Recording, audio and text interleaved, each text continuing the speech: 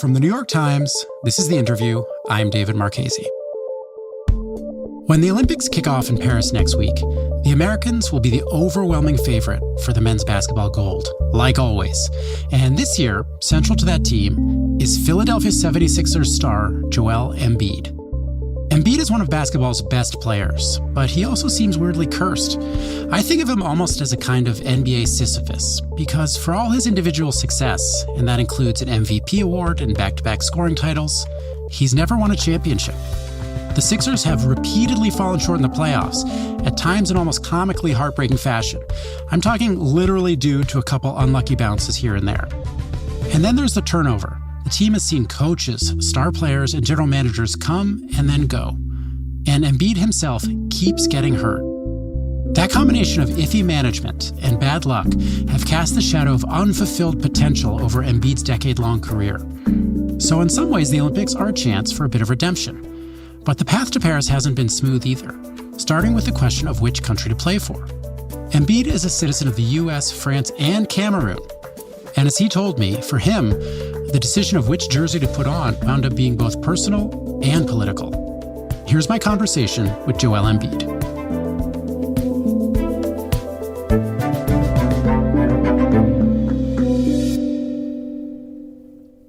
Can you talk to me a little bit about what it means for you to be playing for the United States?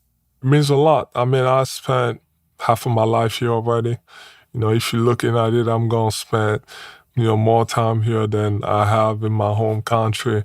I've got a great family, great wife, great people around, my son. So it just made a lot of sense. And I just felt like having built a lot over here and having that opportunity to achieve the dream that I've had since growing up, I really appreciated that.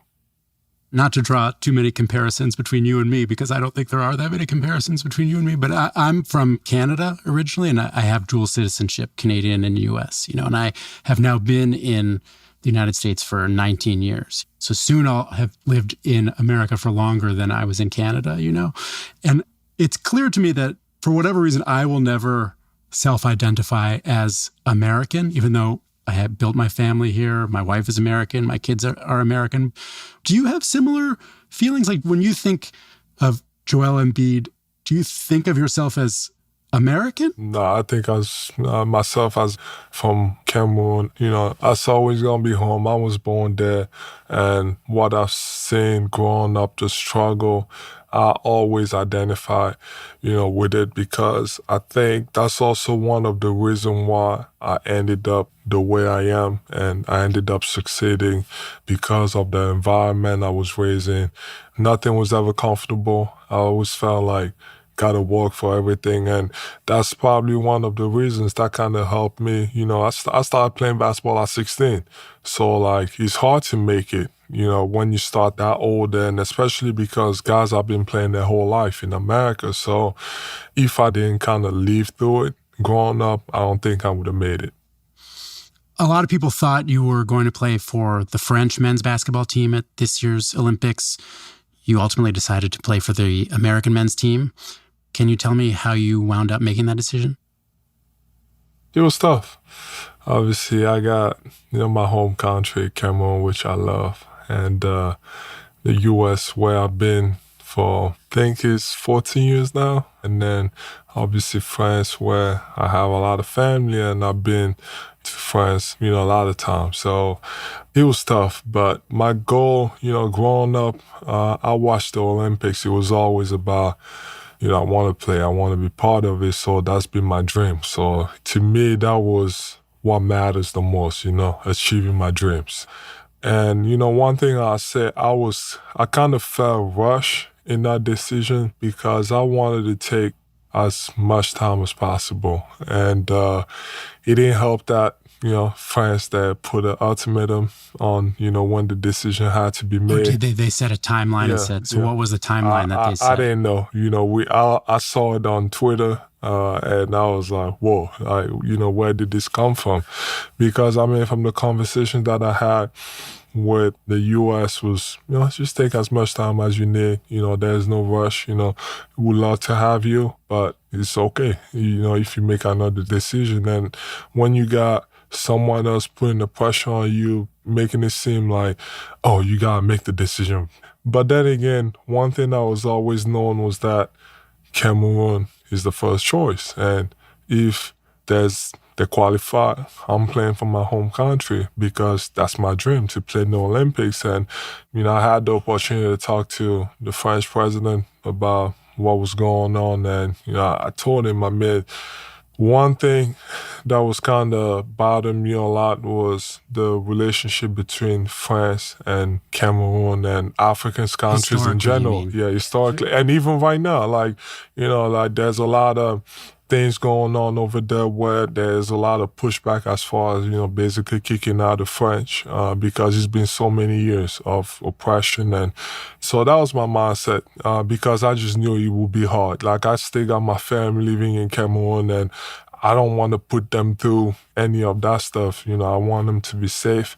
And, the relationship between France and Cameroon or Africa in general was just not good. You said you spoke to the president about this? You mean Macron? Yeah, Macron. No disrespect. I would hope he has more important things to do than try and convince basketball players to come play for the French team. But what did you say to him, and what did he say back to you? Nah, man, it was a nice conversation. I got a call, and at first I usually don't answer random numbers, and then I got a text, and I figured what was happening. It was a nice conversation. It was great. Yeah. Sort of a tangential question, but when you just mentioned that you started playing basketball at 16, I don't know how much you're aware of how crazy American parents are about sports and their kids. There really is a lot of pressure, I think, on kids to pick a sport very early, and there's the idea that if your kid hasn't identified his or her sport by the time they're 12 years old, they're never going to be a professional at that sport or make it to the next level. So do you think the emphasis on starting kids super early in sports is misguided, or is it more likely that you're just, sort of an athletic super talent and you were able to make it work? I don't think there's a right or wrong answer to it. Obviously, it's a little different for me because it worked. So, yeah, to answer your question, I got a son now. To me, first of all, I don't want to push him to play sports. He's going to do whatever he wants. If he start liking it, sure.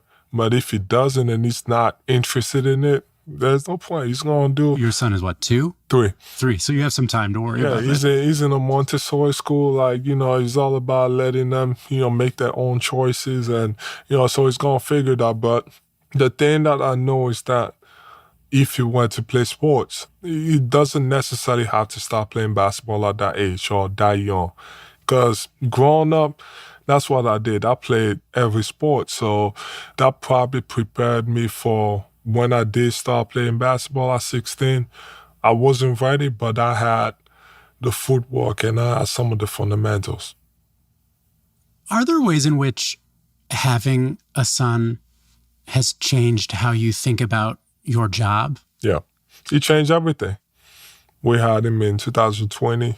And before that, I was not a serious human being. I was always joking around. I was always, saying whatever. I was always acting crazy. That was the golden days of my Twitter era. Yeah, you famously were a very good Twitter troll, among other things. Basically. Yeah. And then once I found out that I was having a kid, and then I was like, all right, I got to set a better example. I can't just be on Twitter just trolling, and that can't be my life. And that basically changed everything. The way I started thinking, my focus on basketball changed. Not that I wasn't taking it seriously before, but I even took it to another level. Explain to me why having a child made you take it to a next level. Because I think, for some people, the thought process might be like, hey, I have a kid now. I realize maybe basketball is not the most important thing. It was all about setting a good example. I think it came from my dad. Growing up, he was a handball player and really good too. And he was also in the Army. So, I was always going to all his games and just watching him competing and succeeding, that was kind of like the bar for me. And I always told myself, like, I want to be better than him. So if that was the bar, I was like, I got to achieve more. And I don't want to put that pressure on my son, but like, you know, if that's the way he wants to look at life, then if the bar is, you know, winning all these things, then he has to be the greatest player ever, which at least, you know, I think to me it's all about health. If I was healthy and all the seasons, that would be a different conversation. But is the implication that you think you would be in the greatest player of all time conversation without the injury problems? I think so. I think I'm that talented. I didn't start believing it probably until I say my fourth or fifth year in the league, where I had the opportunity to accomplish something special. And for that, obviously, you need to win championships. And to win championships, you need other guys, you need help. You can't do it by yourself. It's just impossible. So that's why, like, I want to win so bad. But then again, if you don't, you just gotta understand, as long as you know, worry about the right stuff, and if it doesn't happen, then I guess maybe it wasn't meant to happen. So, yeah, I kind of forgot the question, so I got lost. What was the question? But you answered it. The question was about whether or not you feel like you were on a greatest of all time trajectory. Yeah, I mean, if you think about it, the thing that has stopped me all these years is, you know, just freak injuries. Every single playoffs, regular season, people falling on my knee or someone breaking my face twice. It's always about freak injuries at the wrong time. Like, I really believe that, because I would have been, if I was more healthy, I think it would have been a different story. Yeah. What is the psychology of having to come back from injuries over and over again? Because I think most of us can relate to, you know, wanting to achieve something and working hard toward achieving something, and then through circumstances beyond our control, in your case, injuries, not being able to achieve that thing. So how have you learned to not get discouraged? Going back to how I was raised and where I came from, it's always about pushing, wanting to be better for yourself. And there's only one injury that I've had that kind of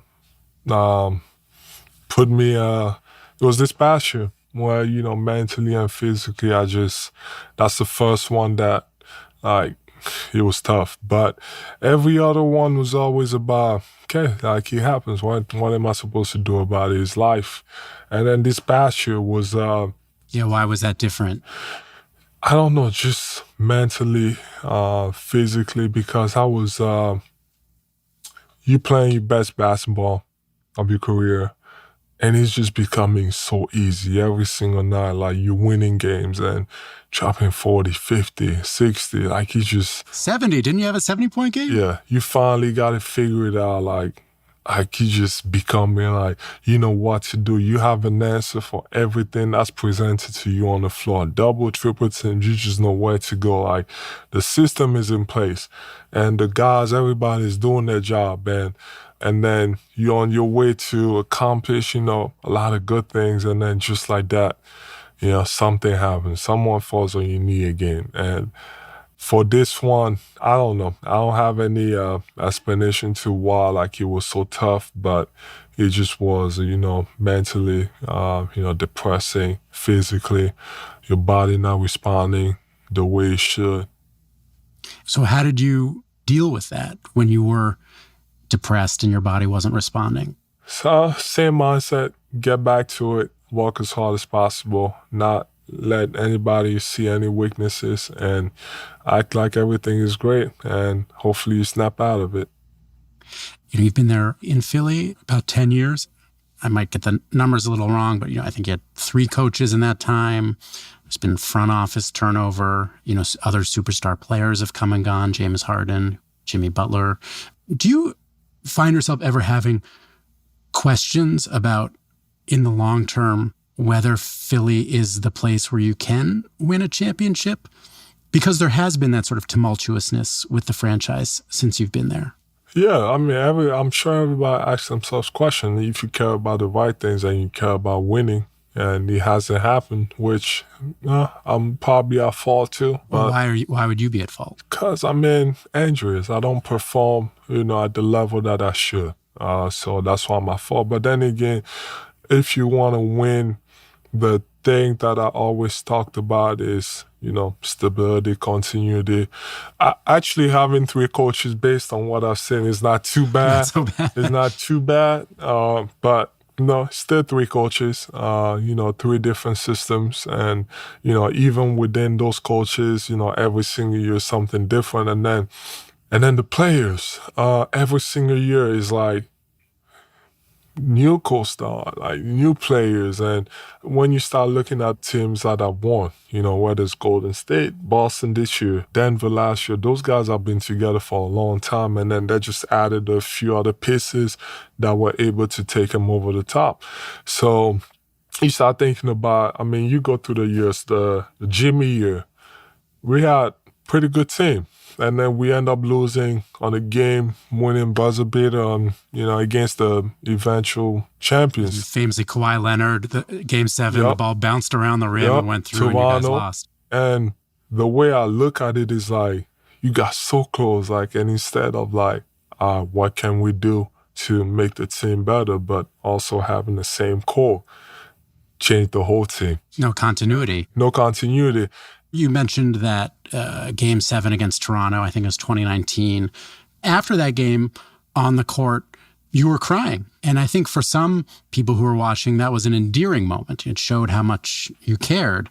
And, probably for some other people, maybe they thought, we don't want to see athletes crying on the... For the whole Twitter war, that was a fun moment for them. They enjoyed that. Why? What were they saying on Twitter?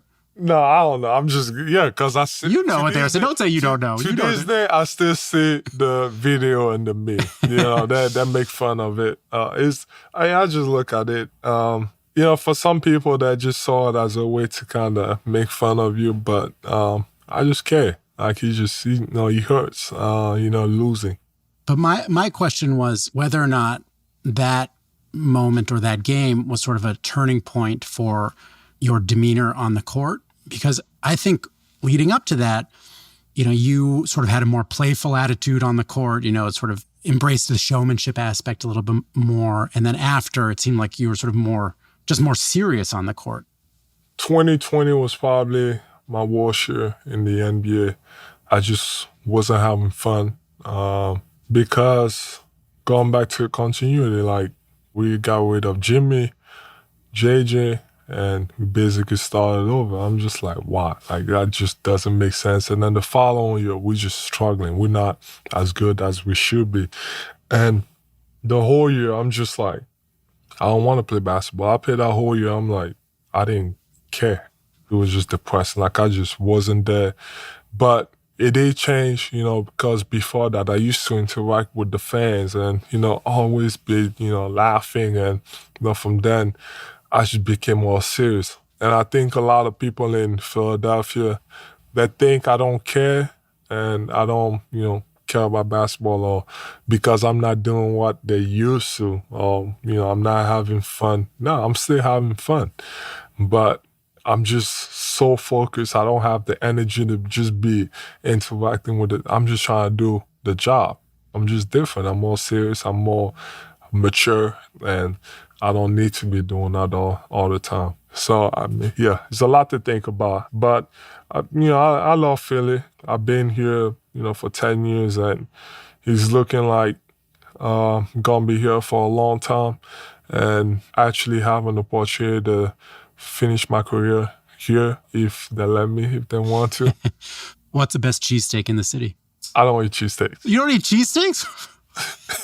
You want to know the real answer? Yeah. This is the news item from this interview. The best cheesesteak is Subway cheesesteak. Subway cheesesteak? Everybody in Philadelphia whose dad is rolling over in their grave. Yeah, Tony Luke's, Pat's, Geno's. I don't eat cheesesteaks. Yeah. I'm not even from Philadelphia. And I'm shocked that you think the best cheesesteak is from Subway. That's an abomination. And so your dad was a colonel in the military, and I assume pretty strict. And my understanding, too, is that you have a fairly disciplined personal life. You don't drink and do other stuff. Is it ever hard to sort of fit into the culture of the league, when you're playing with a guy like James Harden, who's a famous partier, and you have the lifestyle that you have? Is there ever temptation? No, there's never any temptation. I don't drink, I don't smoke, never in my life. So you might be around it, but I've never been like, oh, like I want to try it. To me, that's actually disgusting. Like I hate the smell. Like I just can't stand it. And it's probably because of the way I was raised. Yeah. But then again, like to me, the way I look at life, it always goes both ways because it was a strict environment where I was raised. But then again, some people also tend to go the other way. And because it was so strict, then they decide to be wild because they weren't given that opportunity growing up. And just sort of in terms of how you grew up and how you developed as a person, this is sort of a more serious approach at this topic than what we were just talking about. But, you lost your younger brother when he was 13, maybe you were 20 or so. How did that experience affect your thinking about life and what you want from life moving forward? It changed a lot. Losing someone that young and someone that's so close to you that young, especially because I wasn't around. I hadn't gone back to Cameroon since I got to the States, so hadn't really seen him in a long time. So, yeah, it was tough just going through it from my family, my parents, my mom to this day. All of us to this day, but especially for my mom, it still seemed pretty recent and pretty tough. But did it change your priorities? Yeah. Family is really important. So, yeah, it made me not want to have 3 kids. Made me want to have 4 because there was 3 of us, and I don't like that number 3. I was actually drafted number 3, but I don't like number 3 because there was only 2 of us left. So I told my wife, I'm like, we better have 4 kids at least because without 2 is too little and 3 is not. I don't like that. So, and then just in life, just cherishing and just including family more in everything that's being done. It's also, one of those things where it's like it exposes the great lie of sports, where I think we all operate under this idea that it's life and death, and it's not, It's not. That's why I always tell people, like, even when it comes to, like, winning, everybody always asks me, like, how would you feel if you won a championship? I'm like, if it happened, it'd be great. I feel great. Like, I'm gonna enjoy it to the fullest, and you're never gonna hear the end of it. But then again, if it just doesn't happen, what do you want me to do after I retire? Cry about it? No, just move on, live life, because, life is, is bigger than basketball.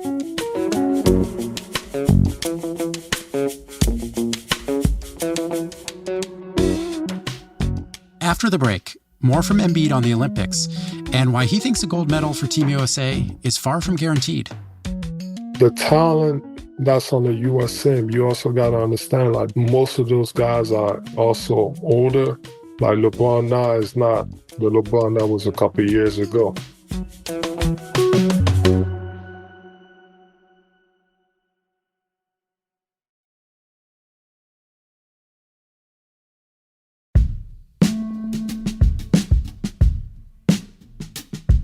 Hi, Joel.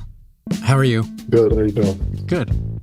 Where are you right now? It's sort of a little echoey. Are you in your home office or something, or where are you speaking from? Yeah, in the office. Just in talking to you, you're so obviously a thoughtful guy and unassuming, and you have a gentle demeanor about you. But then on the court, sometimes there's sort of a rough quality to you, drawing fouls. And, I know you're not going to want to hear me say this, but there's some flopping that happens, or maybe taking some, highly questionable fouls. And it makes me wonder about whether or not you feel like you have to become a different person when you're on the court from who you are normally. No, I think it's still the same because everything that I do in life, I compete. Like I'm just a competitor, so I want to win in everything that I do. Do you let your kid beat you at stuff? No, we do play basketball sometimes, and he hates when I block him, and I'm like, well, You block a 3-year-old? gotta learn while they're so young. So yeah, gotta learn. And you had talked about feeling sort of more depressed this past season about being injured and how it was more of a mental challenge than it had been previously. And, given your background, growing up in a military family, a strict family, as well as the pressures that I think that athletes in particular have to not show vulnerability or to admit weakness, did that make it hard for you to come to the realization that you were depressed? I still don't know what depression is, but to this day, like, yeah, I mentioned, yeah, I felt like I was depressed, but I'll never tell you that like I was actually going through depression. I don't know what that feels like, but maybe based on some of the symptoms and, the way I was feeling, that might make a little sense. I always saw, I believe in, um, how can I say this? I believe in mental health, but I've never been one to admit that I might be going through something like that. Like you said, the background where I'm from. So it's kind of hard to admit that something is going on and that you can be open about it. Do you feel like you can admit it now? No? Right. And you played with JJ Redick, of course. What do you think about him taking the Lakers coaching job with no prior coaching experience? With those type of jobs, it's tough. Like you, especially as a first-time head coach, like if I was in, I don't know if that's a perfect situation, and maybe he thinks that's a perfect situation, but I always feel like as a first-time head coach, it's like kind of like a make or break situation for you because if you succeed, great, you're gonna be coach for years and years, but if you mishandle it and you don't succeed, those coaches are usually bound to be fired within a year or two if you don't accomplish anything. You could find yourself in a situation where it's like, he didn't do a good job, in that situation. Why should we hire him? So, I mean, I love it for him. I'm happy for him. He's always wanted to be a coach, but that's a tough job. Just to go back to the Olympics, other countries are better than ever at basketball. They have more NBA players on their teams than they did in the past. Do you have any doubt about who's going to win the gold medal? I mean, you look at the talent that the U.S. has, but I mean, there's also like equal talent on other teams, and the talent that's on the U.S. team, you also got to understand, like most of those guys are also older. Like LeBron now is not the LeBron that was a couple of years ago, so it's a big difference. So the name might be there, but everybody would also tell you, and you can see for yourself, like the athletic LeBron and the dominant that he was a couple of years ago is not the same that he is now. So, yeah, I mean, I think people get fooled by the names that are on paper, but yeah, those names have been built throughout their career, and now they're older, so they're not what they used to be. I just teed you up to say the U.S. is going to kick everyone's ass. Instead, you gave an even-handed, nuanced answer. I mean, that's the goal. And you also got to understand, like, a lot of us haven't played with each other, so that's going to be a brand new start. And you got to learn each other and, find the best way to play together. Before we go, I just want to say that that the sports media hot take machine is going to go into overdrive because you said that, if it hadn't been for injuries, you'd be in the greatest of all time conversation. That's okay, because that's the truth. You think about what I've been able to accomplish and what has been taken away because of injuries. Like, there's a lot of what ifs, but then again, you can make the case of being up there. You also, in the context of your younger brother, talked about your understanding that life is bigger than basketball at the end of the day, the wins and losses are like they're actually not the most important thing. Do you think there's any way in which understanding that inhibits your own fire or will to win? Like if you actually know that winning is not the most important thing, does that in any way hold you back? No, because if it held me back, I would have never played through injuries. No, I live in the present, and the present means any chance that I get, go after it as far as winning, but then also understanding that when I'm done, I should not have any regrets. Joel, thank you for taking all the time to talk with me, and good luck at the Olympics. Thank you. Appreciate you.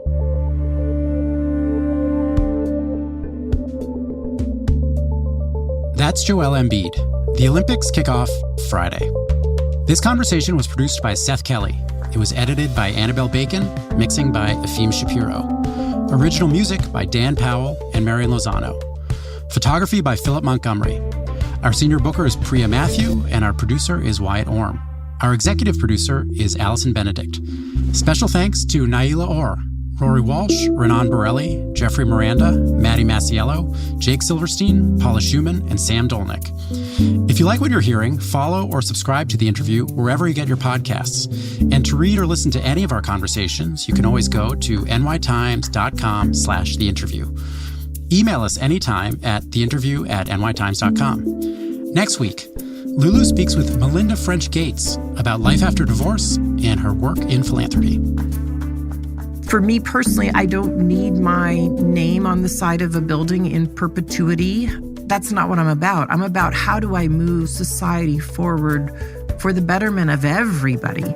And so that, my grandchildren and my grandchildren's grandchildren get to live in an even better world than I do now. I'm David Marchese, and this is The Interview from The New York Times.